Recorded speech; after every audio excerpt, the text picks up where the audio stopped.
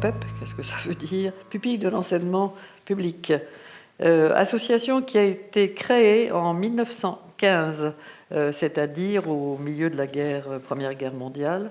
Il y avait tellement d'hommes qui étaient tués à la guerre et que je crois que la France a beaucoup bougé pour essayer de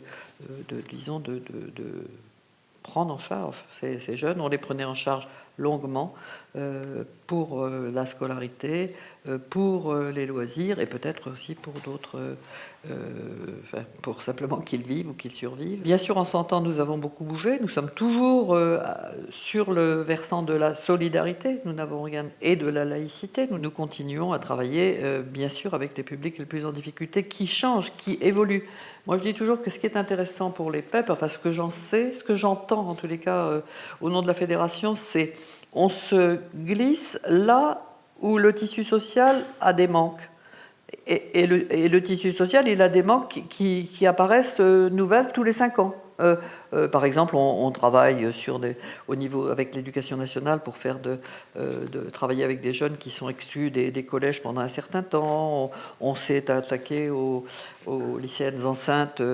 Attaquer, c'est un mauvais terme, parce qu'on pensait qu'elles n'étaient pas suffisamment suivies et qu'elles étaient en risque de décrochage. Enfin voilà, des choses. Et ça, c'est tout nouveau et on le trouve, disons, nos projets sont innovants et nos projets bougent de façon régulière.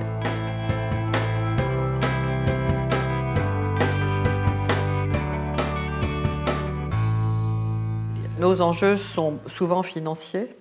C'est une des choses qui est un peu compliquée. Le secteur marchand est à la fois quelquefois moins cher que nous, à la fois apparemment plus attractif, et il faut que nous nous mettions un peu à niveau pour pouvoir accueillir des gens sans qu'ils soient gênés dans leurs problèmes de budget. Les enjeux sont de construire un projet, de l'écrire, de le construire, de le mettre en œuvre, et puis aussi peut-être de trouver des partenaires qui nous aideront à réaliser le projet. Puis vous savez comme moi que les collectivités territoriales se sont beaucoup retirées, ce qui est normal, hein. En France on a quand même on a beaucoup moins de subventions.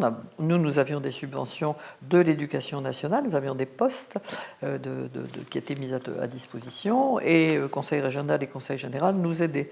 C'est de moins en moins fort et il faut que nous comptions sur nos propres forces.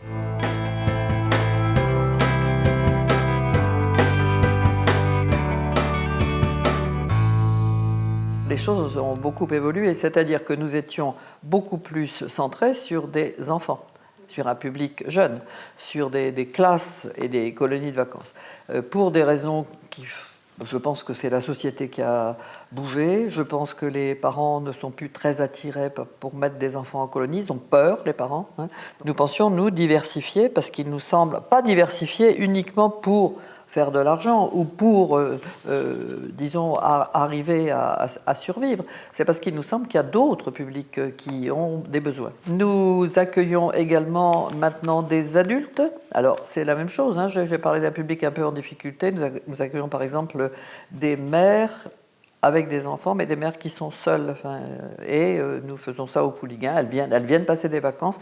Et notre projet à nous, c'est de les faire, entre guillemets, avancer dans le domaine de la parentalité. Nous accueillons maintenant des seniors.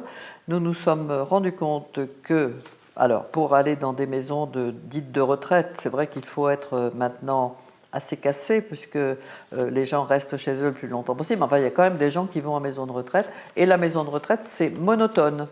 Et il est bien que, peut-être, on ouvre des portes pour que des personnes âgées viennent passer 8 jours, et ça se fait, et c'est vrai que pour elles, ce sont des véritables, je pense à Amande, quand je dis des bouffées d'air, ce sont des véritables bouffées d'air.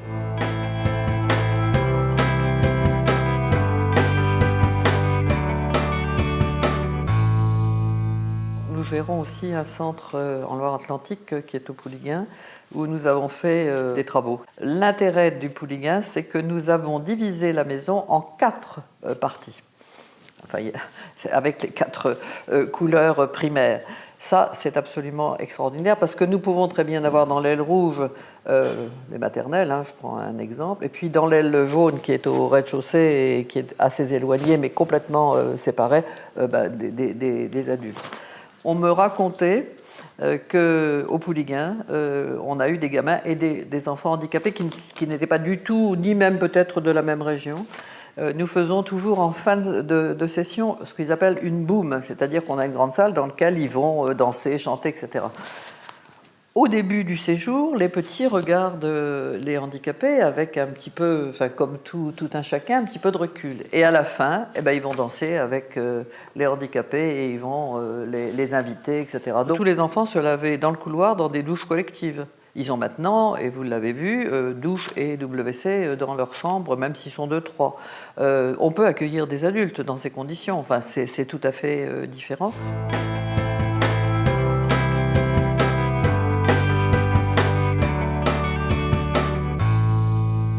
Pour ça, il nous faut des équipes. C'est pas si simple de recruter des gens qui vont être adaptables à des publics différents. On essaie que ce soit le mieux possible.